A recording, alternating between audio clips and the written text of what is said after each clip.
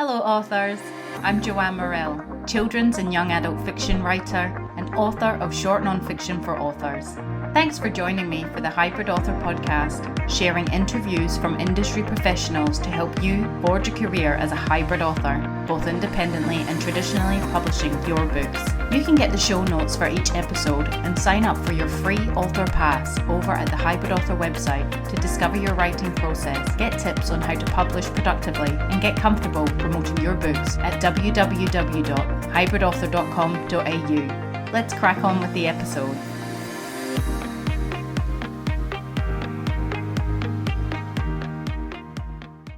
Jeanette Stampone was born in a 300-year-old English house and grew up with stories of local legends, pixies, ghosts and fairies. She now lives in a small country town in Western Australia with her husband and 2 boys. Jeanette's debut picture book, Shadow and the Girl, will be published by Red Paper Kite. She also recently signed a contract for her second picture book to be published by Wombat Books. Jeanette completed the Australian Writers Centre course writing picture books and is an active member of Squibby Australia West. Wow, fabulous bio, Jeanette. Welcome to the podcast. Thanks so much, Jo.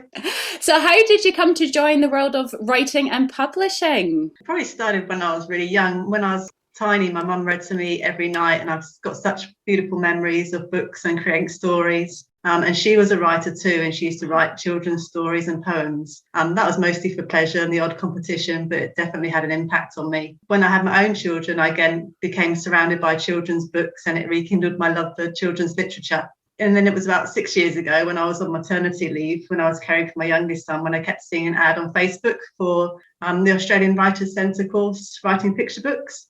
And I kind of kept ignoring it and thinking, oh, no, I'm not good enough to do that. I can't be an author. And then in the end, curiosity got the better of me and I clicked on the ad. And then, when you click on ads and then they keep just like stalking you on Facebook.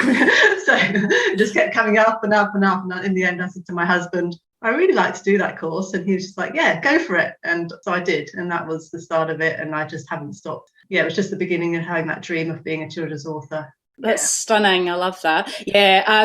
Who took the picture book course at the Australian Writers Centre? That was Kathy Tasker. Oh, wonderful. She's really good. Yeah. Yeah. I did a course through them as well, and it wasn't a picture books one, but it was maybe a children's writing one. I don't think it was picture books, but yeah, it was with Kathy Tasker as well, and it's such a good company, Australian Writers Centre, and I love your story is so whimsical. Can I just ask where the house was that you grew up, the 300-year-old house? I'm picturing England, Britain, but I was in a little county, Devon, which is in the southwest of England, and it's very like your typical country town that you see on pictures with thatched cottages and things like that. And it was incredibly spooky. I spent most of my childhood actually being terrified because it was so spooky. So it wasn't like this romantic, lovely image you have. I was just mostly hiding under my covers. And well, there's a story in that right there from your childhood. That's wonderful. Yeah. So you are a wife and a mother, much like myself, and I completely understand how it's very hard to kind of juggle your time. So do you have a daily writing process you follow? Do you have something in place around your family commitments kind of day to day, or do you just roll with it? It's changed as the children have got older. In the early days, I had a 5-year-old and a baby, so I'd work in the evening when they were asleep, or I'd grab an hour or so during the baby's lunchtime nap. These days it's a bit easier because they're both at school. I still do a little bit in the evening. I think that's just out of habit now. But I also get some done during the day. It also depends on what I'm working on, or if I have any deadlines. I found myself working in play centres, at football training, in the middle of cooking dinner. I just try and grab opportunities when I can. But it's definitely a bit easier now they're both at school. That's great. And do you, so you utilise your time, you don't really focus on, say, I suppose doing picture books like word count or anything like that. It's just, that's your time, you get what you get done. And for picture books, that's the case. I mean, I was working on a junior fiction last year. I did a course with Jen Storer, which was great. What I learned from that was just have achievable deadlines, because I'm so used to writing picture books, which is the short word count. Doing a longer piece was quite intimidating. So I just set myself 150 words a day, and that was achievable. It took me 15, 20 minutes, and then it was done. And then I think, okay, good. And then next day I'll do 150 words again. And then I got it done by just breaking it down like that. So that was really helpful. That's great. And did you just stop at the 150 words, or sometimes you went over limit? Yeah, sometimes I went over. That was just, because if I was in the flow, and then I feel really proud of myself if I'd done like 200 words or something.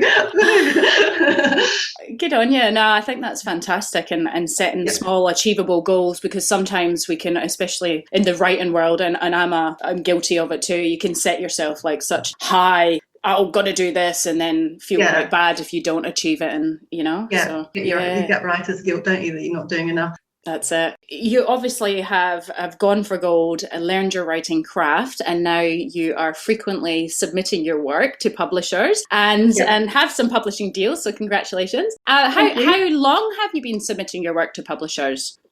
So I probably started about a year or so after I finished the writing picture books course, so it'll be about 5 years now that I've been submitting. Like in the early days I thought, oh, this is going to be easy. It's really not. And then about a year after that I'm like, oh yeah, this is not easy at all, what am I doing? But then I just thought, I've just got to keep going, because if I keep going then I've got a chance of being published. Then if I give up, it's not going to happen, guaranteed. So it takes a lot of determination. Yeah, that's the traditional business model, I think, isn't it? Yes. So in the beginning, were you kind of just putting one work out, and then how many submissions do you have at one time now? I was in the beginning. I literally had one story that I didn't realise in the beginning that you could actually do simultaneous submissions. So I put one story out, wait 6 months, and then put that same story out to another publisher until someone said, you don't have to do that. You can do simultaneous submissions. So now I've got a few more stories on the go, and I've probably got about 15 or so out at the moment. It does vary depending on the time of year and everything.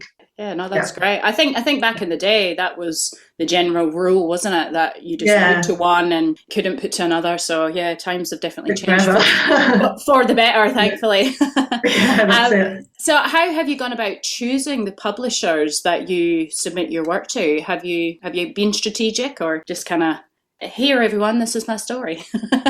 Sometimes it depends on the publisher. I mean, I usually research the publishers and make sure my book fits with their current titles. Like, for example, I wouldn't submit a serious book to a publisher who's only interested in funny books, and vice versa. And I think after you've been following publishers on social media for a while, you start to get a sense of what they like and the kind of books they may be interested in. I mean, some publishers have all different types of books, and other ones will focus on certain areas. And you get to learn that after a while.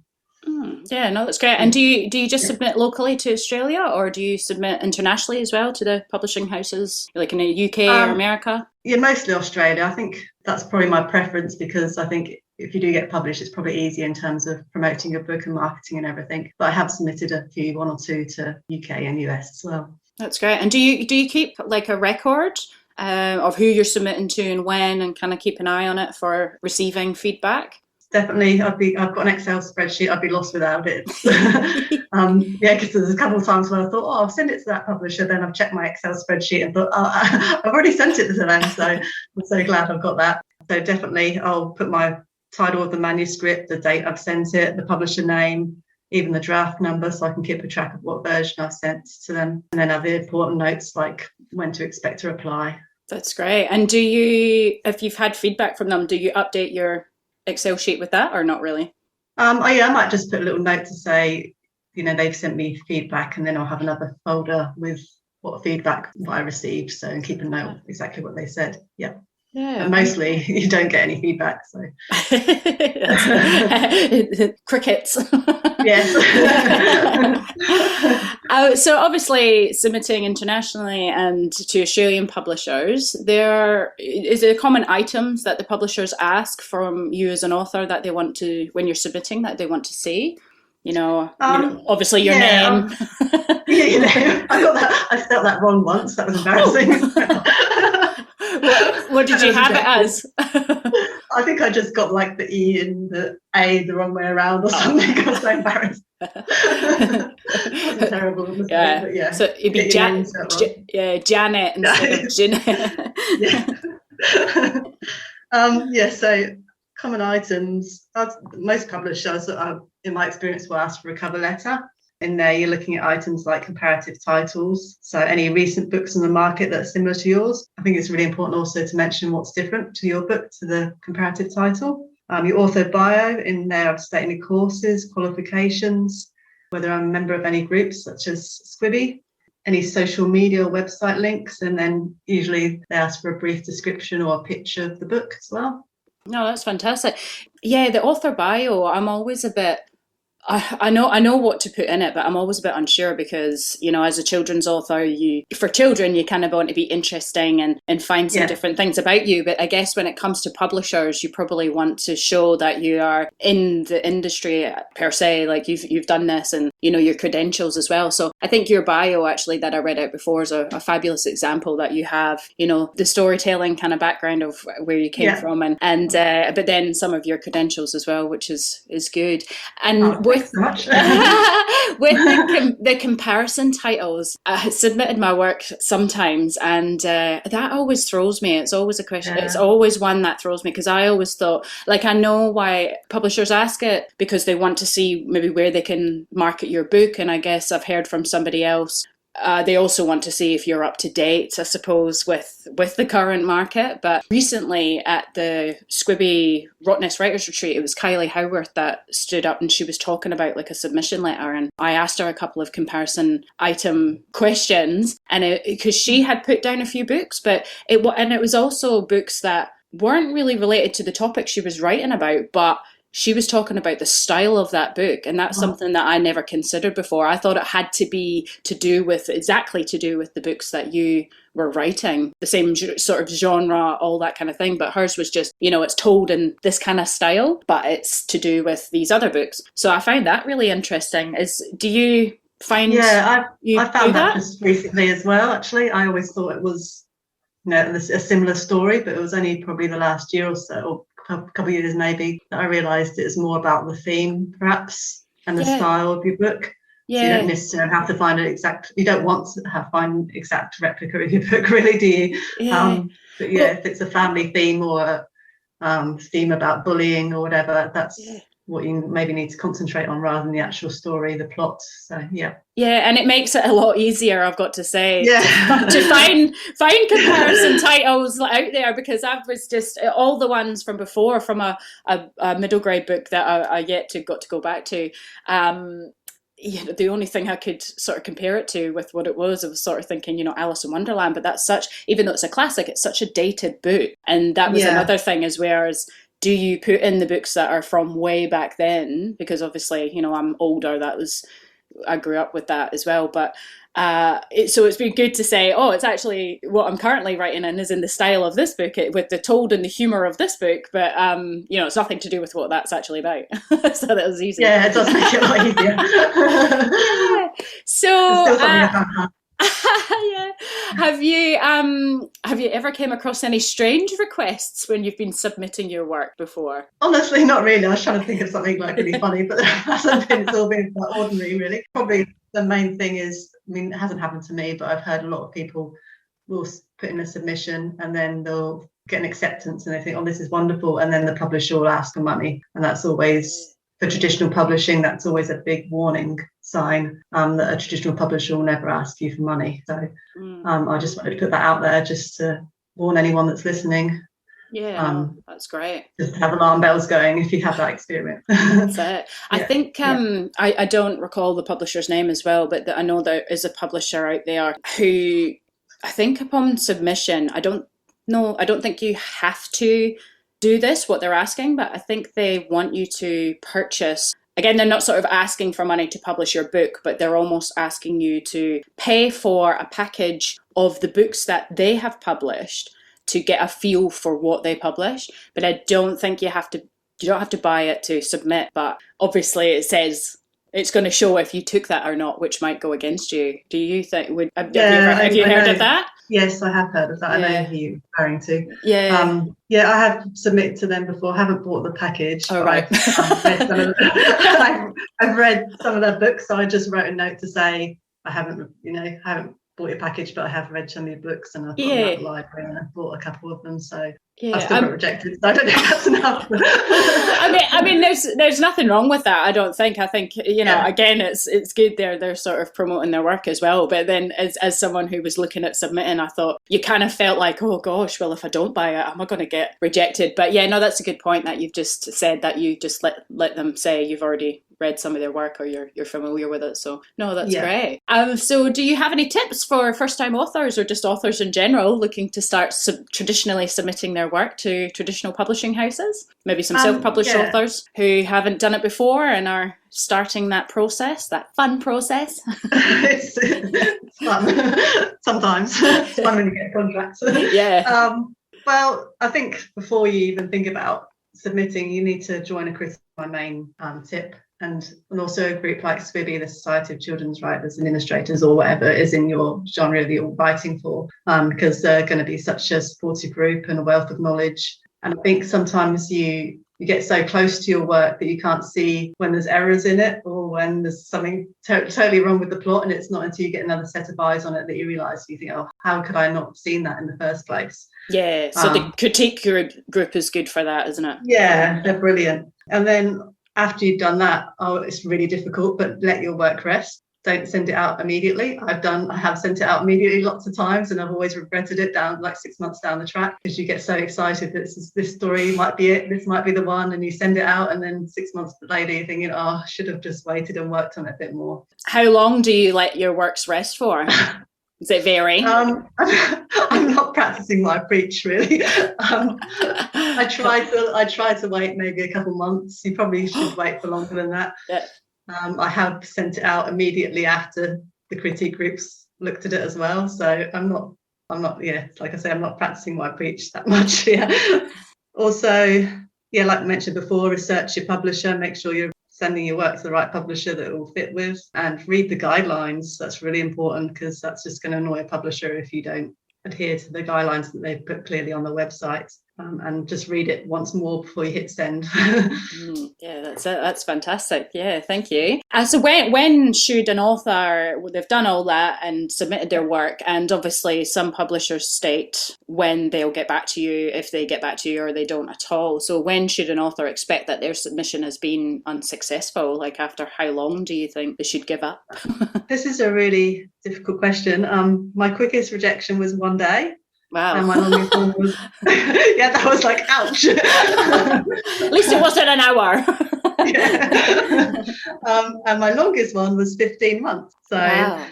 Yeah, but obviously that's kind of the extremes. Most publishers will put on the website, if you haven't heard from us within such and such a time, say 6 months, assume you've been unsuccessful. But I'd probably say on average, in my experience, probably about 4 to 6 months. But yeah, it does vary from publisher to publisher. Yeah, no, that's great. I think one of the past interviews that I did with Tina Raffa Mulligan, and I think we touched upon this question, and she had said she had a nice surprise. I think a book that she thought hadn't been picked up, the publisher, I think they'd published her first one, and she just assumed that they weren't taking the other one, I think. And then I don't know if she said 2 years or maybe it was 5 years later, and they were like, yeah, ready to publish. And she was like, oh, okay. Wow. That would be a shock. Yeah, she said that was a nice surprise. So yeah, that would be cool. So obviously submitting, and a lot of work out there, and a lot of rejection involved in that. How do you handle that? How did you handle your first rejection, and how do you kind of handle it now? Oh, the first one was a bit devastated, because I wrote my story and I thought, oh yes, this is definitely going to get published. It's just brilliant and everyone's going to love it. And then you get the rejection. You're like, oh, yeah, it was a bit of a heartbreaking moment. But now I've toughened up a bit now. Chances are, like, by the time your manuscript comes back that it's been rejected, you probably haven't looked at it for a while. So just have another look at it. I tend to send it out straight away again to someone else. It just sort of makes me feel a bit better to do that. To be honest, it doesn't really worry me that much anymore. It's just kind of part of the writing life. That's just what you've got to deal with. Just got to keep writing more and keep submitting, and not let it affect you too much, really. and have a big stash of chocolate. That always helps. or wine. Wine. That's it, yeah. I suppose as a first-time author, when you put it out there, it's your heart and soul, isn't it? And then people are like, no, and then it's hard not to take it personally, and then start kind of turning it inwards into yourself and at the work, thinking, and you take it personally. But as we've mentioned on the podcast before with some other interviewees, that occasionally it comes down to many factors, doesn't it? Whether the publisher, it maybe not suit them, or whether they have published something else similar recently, So I think that's easier to kind of accept. So I guess is that your advice for authors who come up against submission rejections, to have chocolate and wine and stashed away? Definitely. I think probably the chocolate, if you get a rejection at 9 o'clock in the morning, probably the wine's not really appropriate. So you have chocolate then. It's 5 o'clock somewhere. So you mentioned it is quite rare to get feedback on your manuscript when you are submitting. If you receive feedback from a submission, but they've not offered a contract, and they don't sort of extend an invitation to see that work again, I've actually had this before. Do you think an author would you then resubmit that same work to the publisher once you had revised it with their feedback, even though they've sort of not said, I want to see it again? I probably wouldn't immediately, not unless they've specifically requested the revised work. I mean, if it's a rejection, it's very rare and valuable to get feedback. And I think you're probably on the right track if you have received some feedback that the publisher's taken the time to actually do that for you. I think if the feedback had a reasonably positive feel to it, I'd probably wait at least a year and then maybe resubmit, but just make sure in your cover letter that you say that you have resubmitted and reworked the story. I mean, it would have to be quite significantly different as well, I think, to resubmit the same story. I've heard Fremantle Press say something similar, that they would accept a revised manuscript, but it would have to be quite different, and you'd have to wait. I'm pretty sure they said a year. Right, yeah. It's quite hard for authors, I think, because you can hear a lot of contradicting information sometimes in the writing world. And it doesn't help that everybody's writing experience is different and everybody's journey is different and all that. Like a job interview, I suppose, which is a completely different thing. But I know that employers, they'll kind of sit back and wait to see whether, an applicant will contact them, keep sort of going after the prize. And I almost question in my mind, I wonder if publishers sit back and think the same. And I've also heard another story from, she's a women's fiction writer, Fiona Palmer. I think she's Western Australian. I've heard her speak before at the library. And she got a publishing deal by pretty much doing what you're almost told not to. Like, she just gutsy. She got the ASA mentorship, and she had a manuscript, and she had read a book, and I think she liked the style of the book, felt like it matched her manuscript, and she found out who the publisher was, like the specific person or agent or something like that, and she actually mailed a copy right to this person's office, and she got a publishing deal from that. Oh wow. Whereas, you've been Incredible. told, have you heard that bathroom story about where everyone, for anyone who hasn't, about was it the publisher or the agent, in the toilet, and then she just had a manuscript pushed under the toilet. So that's horrendous. Yeah, these are all things that kind of come up, and you've been told no, but I mean, in that instance, it worked for her. So I mean, maybe just being a bit gutsy might work too. Sometimes you got nothing to lose, and that's exactly her words. She said that. She said, I've got nothing to lose, so why not? But then you maybe don't want to get a reputation of just being like harassing people or annoying people. Yeah. Well, must have been good. Yeah, that's it. Well, you'd have to be very, very believing in your work then. So yeah. So do you have any tips for authors looking for opportunities to submit their work? Like, do you just go to publisher websites, or is there specific forums that say this person's open, or social media? Well, both my books were picked up on slush piles, so they do work. You hear about the publishers probably don't go through all the slush piles, but they do. So it's definitely worth submitting that way. I'll probably say follow publishers on social media, sign up to their newsletters. Some publishers will have open windows, so they'll advertise on Facebook or Instagram, and this may mean they're open for a month, a week. Some I've seen only open for one day. So it's a really good way of keeping up to date with all the news and not missing out on those opportunities. Another thing I would say is enter lots of competitions. Some competitions have publishers as the final judges, so it's a great way of getting your work in front of them if you do place. And even if you don't place, it's a really good experience to actually meet a deadline and get your work polished and go through that process, which is similar to what you would do if you were going to submit your work. Go to events. There are plenty of writing events where you can get publisher assessments. And again, this is a great way to get your work in front of a publisher. You never know where it may lead you. If they like your work, then they might ask you to submit it, and that avoids the slush pile, so that's even better. Reading your genre. If you enjoy a book, make sure you take note of the publisher, and check publisher websites for guidelines, see what books they've recently released and see if yours fit with them. That's great. How did you come to find out about the opportunities for your two upcoming books?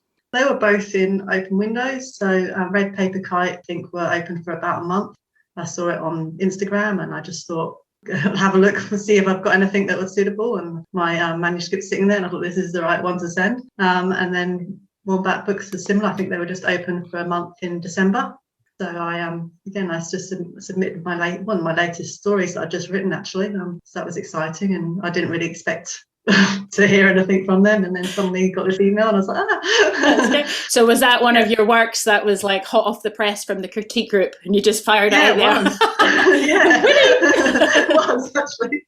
So it's a bit of a shock, because usually I send off my latest work and I haven't looked at it properly, but it had been through a critique quite a few times, so I hadn't written it that long ago. So that's it. And sometimes I think with a work, yourself, you can rework it, and sometimes it can end up from where you started into something completely different. And I've heard other authors say, a book's never finished, you can just keep going and going and going to the end. So I think as time and experience comes, you have to sort of, at least that's what I'm finding, that this is a story I wanted to write, this is the way it's staying, and I now probably need a publisher's help to raise it further through the editing process. But in terms of leaving it to rest for so long, because I've had that experience as well, and it's but I think with each work as well, each work being different. I'm a very firm believer of someone who believes everyone's lives are kind of mapped out for them, and I think if it's that work's time,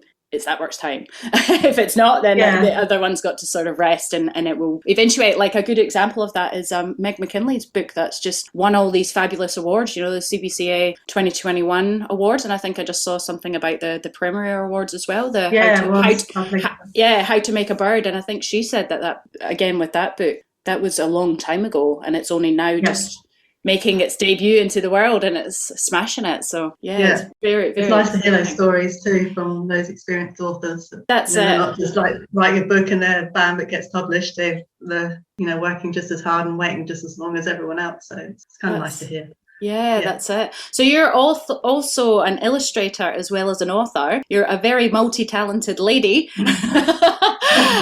So do you submit your illustrations by themselves, or do you submit have you ever submitted your words and your illustrations together, or is that a big no-no? Just recently, actually. I've just started doing that. So I probably spent, about 3 or so years just trying to practice my illustrations and get better and better. Still learning heaps. I've still got lots to learn. But this year, I just thought, stuff it. I'd written a book which I really enjoyed writing and I got a lot out of it. And I thought, shall I illustrate it or not? And I thought, yes, stuff it. I'm just going to go for it and try. And I had a critique with James Foley, and he really helped me get some of the illustrations a lot better. So I've started sending that out now. Whereas previously I was just sending my manuscripts out, and book with Red Paper Kite and Wombat will both be illustrated by somebody else. And I think that's how I wanted it to start with, just so I can learn that process. But ideally I'd like to have, maybe 1 or 2 books I've illustrated myself as well. I think that would be a really fun process. Yeah. Illustrate for someone else, or your books illustrated for my you? books, I'd like to do that.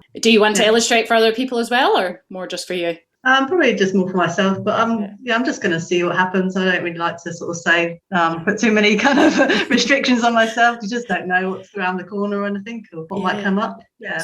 So your illustration inspiration, has that been the same as your writing? Did that come from childhood, or is this just something have you been inspired to play around with that from your writing? I've always drawing really came before writing, to be honest. Ever since I was really tiny, I've always drew. I remember had my dad's newspaper and drawing little storyboards across the edge of his newspaper. Any paper I could get my hands on, I could draw, but I just never took it seriously and never had the confidence to take it to another level. I can sort of remember when I was at school and my parents would be like, or my family would say, maybe you should go to college and study art. And I just was like, no, because I don't want to do it as a job, because it's too much pressure and I'm too scared and I'm not good enough. So it just always took a bit of a backseat, and I just did it as a hobby. And it's only now when I'm like 42 that I thought, maybe it's just taken me a while. Yeah, that's the process. I love that your parents were like, yeah, be an artist. That's so cool. So you are on the cusp of launching your debut picture book, Shadow and the Girl, and I'm so excited for this to come out. I can't wait. Can you tell us a bit about your submission to Red Paper Kite? You've already said that you saw that ad on Instagram, was that one? And how your experience has been so far from that submission and to now to the finished product soon? So the story of Shadow and the Girl, I had actually written it about 18 months before I saw the ad on Instagram. I'd submitted it to a few other places, but not many, because it's not a very conventional story. It's quite quirky. And I just thought it's probably not commercial enough for your typical publisher. So I just sort of left it there for ages. And then I saw Red Paper Kite saying that they're open for submissions. And it didn't immediately spring to mind, to be honest. And I looked in my folders and I thought, well, I wonder what I can submit to them. As soon as I saw it sat there, it was just like, that's the one I need to send. I just knew. Tell us a bit about the story. I'd love to hear. I'm not sure how much I can tell you. All right, okay. Maybe keep what it deals with. I'll tell you the bit of the themes. So I can tell you it's about a shadow who's afraid of a child. So it's kind of a bit of a twist on child who's scared of their own shadow. It just deals with bravery and friendship and accepting yourself. So it's looking beautiful. It's illustrated by Denelsa Horton. It's just looking so gorgeous. And you sort of going back to seeing Shadow in my folder and knew it wasn't very commercial. I think that goes back to what I was talking about before about researching a publisher, because I knew that Red Paper Kite were not a commercial publisher either. They like to be a bit different and a bit quirky. So I felt that book really fitted with what they would publish. It all happened really quite fast. So I submitted to them, and then within a couple of weeks, the publisher Sandra had contacted me. And then a couple of weeks after that, I signed the contract. And then I worked with editor Brenda, and then they contacted Demelza. And I had a tiny bit of input into the illustrations, but not very much at all. And I think that's actually a good thing, because it means that she could use her own creativity and interpret the story to how she sees it. Then you've got the designer, Manuela, who's brought everything together. It's just like an amazing journey full of surprises. I've loved every minute of it. And what I've come to realise is that it stops. Once your book gets picked up by a publisher, it kind of stops being your book. It just belongs to all these people, and you share this experience with them all, and they're all a part of it. And I've really loved sharing that with them. It's been a long process because we've got COVID on the way that's given us a few delays, but I definitely wouldn't change it for the world. I've loved every minute of it, and it's been so exciting. Did you want me to talk about Wombat Books? Oh, yeah. I was just going to... No. I was just going to say, listening to you talk as well, we can talk about all the things that are hard and everything, but it sounds like it is absolutely all worth it in the end when, you achieve what you set out to achieve, and you find people, you connect with people who love your story just as much as you do, or even more, and, they take it to a whole level. And I just think that's amazing. Yeah, it sounds amazing. great. Yeah. Very inspiring. Yeah. So yes, I would love to hear about the second book as well. Okay. So the one with Wombat was just signed up this year, and I can't again probably tell you too much. But it's about a dragon, and it's really cute and it's funny, but it's got a lovely heartwarming message to it as well. And Wombat Books is kind of special because they were one of the first publishers that I ever submitted to, like 5 years ago. I think they were like the second publisher. And every time they open for submissions, I submit and get rejected, and then submit again and get rejected. So then this time I submitted, and I was like, oh, it was just a big shock. I wasn't expecting it at all. So that came about 3 months after I submitted, and actually just this week I've just received some initial sketches from how the book's going to look. So it's all happening quite fast, actually. I haven't got a release date yet for this one, but hopefully it won't be too long, because it's all happening. So very exciting. Yeah, oh, that's wonderful. Yeah. That's so good. Yeah. So have you have the 2 traditional publishing deals for your picture books. Have you ever considered independently publishing your work, or was it always just this is the route you want to go down? Yeah, I mean, it has crossed my mind from time to time, but I love working on the stories and leaving all like the design and printing to people that actually know what they're doing, because I don't have a clue about any of that stuff. I think there are like pros and cons to both. I think you get probably more control and maybe a faster process if you're publishing independently.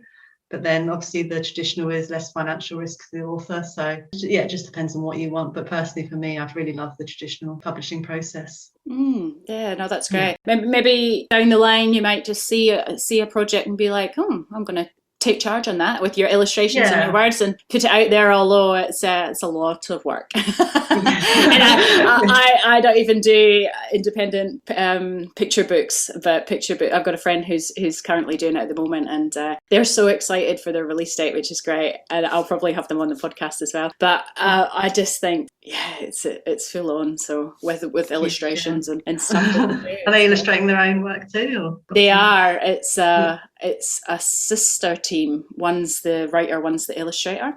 Oh, wow. Yeah. I hope they'll come on, because it's fantastic. Their book, so good. So, well, Jeanette, it has been absolutely wonderful talking to you today. Thoroughly inspired by your author adventure. Thank you so much for your expertise and your time. So, where can our listeners source your work in store and online when it's made available?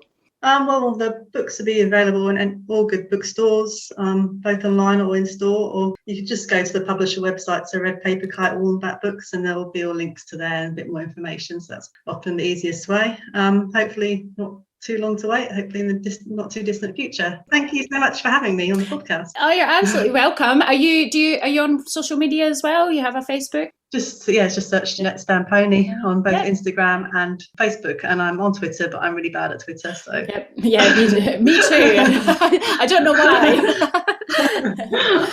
Oh, that's fantastic, Jeanette. Thank you. Thanks so much. That's the end for now, authors. I hope you're further forward in your author adventure after listening, and I hope you'll listen next time. Remember to head on over to the Hybrid Author website at www.hybridauthor.com.au to get your free author pass. It's bye for now.